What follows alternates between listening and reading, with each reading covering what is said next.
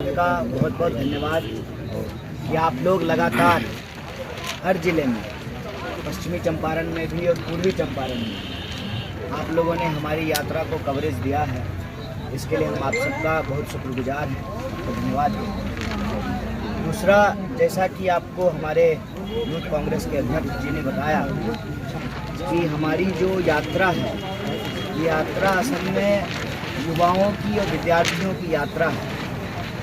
और इस यात्रा के फॉर्मेशन को जब आप देखेंगे तो सबसे आगे बिहार का जो प्रभावित युवा वर्ग है, जो किसी न किसी तरह से प्रभावित है सरकार की नीति और नियत को, वो सबसे आगे चलते हैं।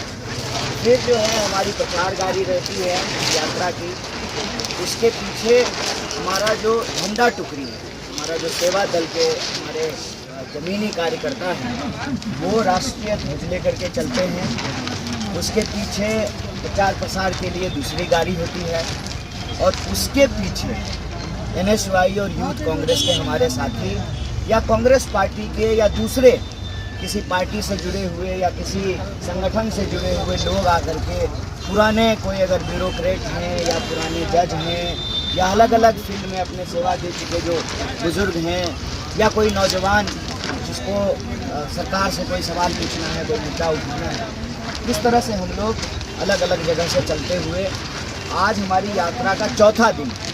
यह यात्रा भिकेरवा से शुरू हुई 16 तारीख को, 16, 17, 18 और आज 19 तारीख को हम लोग अब पूर्वी चंपारण से निकलने वाले हैं।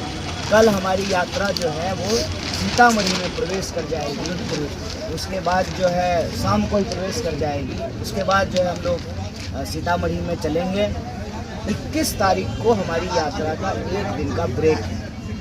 उसके बाद 22 तारीख को फिर से यात्रा रिज्यूम हो जाएगी और इसी फॉर्मेट में जो है ये यात्रा चलती रहेगी। और इस यात्रा का जो मूल उद्देश्य है वो ये है कि जब हम गांधी जी की धरती पर आए हैं, उनकी कर्मभूमि पर आए हैं, तो हमारे मन में यही संकल्प है कि जैसे गांधी जी ने कांग्रेस पार्टी को भारत के भीतर स्वतंत्रता की आकांक्षा रखने वाले जो स्वतंत्र वीर थे, उनके लिए एक मंच प्रोवाइड किया। कांग्रेस पार्टी वो एक प्लेटफॉर्म बन गई।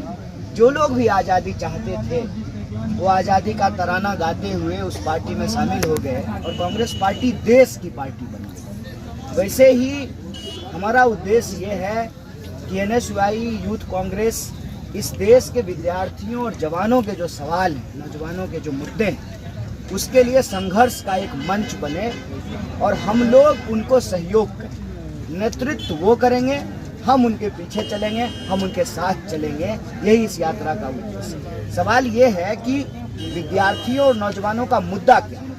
आप अगर प्रेस कॉन्फ्रेंस को देखेंगे 17, 18 और आज जब 19 तारीख को कर रहे हैं, 17 तारीख को प्रेस कॉन्फ्रेंस का मुद्दा था पेंडिंग भर्ती। कल जो प्रेस कॉन्फ्रेंस हुई उसका मुद्दा था कि पेपर लीक, जो नीट का पेपर लीक हुआ है। अभी BPSC के लोग जो है परीक्षा में जो धांधली हुई, जो पेपर लीक हुआ है, उसके खिलाफ आंदोलन कर रहे हैं। तो देश के अंदर, प्रदेश के अंदर विद्यार्थियों और नौजवानों से जुड़ा हुआ जो अलग अलग विषय है, उस पर अलग अलग दिनों आप पत्रकार साथियों से बात करेंगे।